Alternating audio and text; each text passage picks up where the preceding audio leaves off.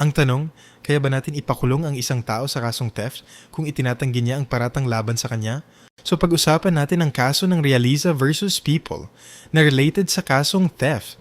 Tungkol saan ba ang case na ito? Bale ganito yon.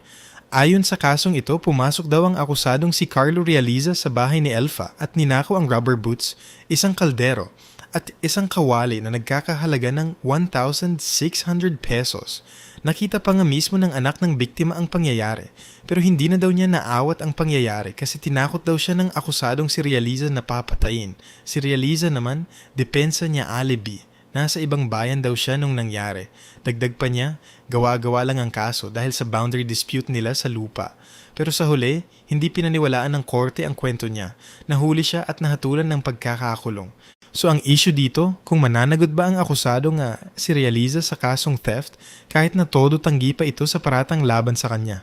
Ang sagot ng Korte Suprema, oo, napatunayan ng korte ang lahat ng elemento ng theft.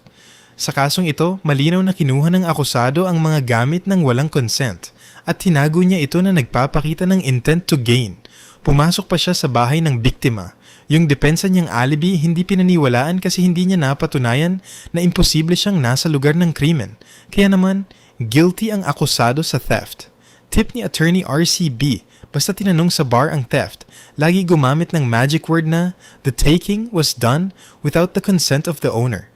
Basta hinawakan mo ang gamit na hindi sa'yo, theft na kagad yan.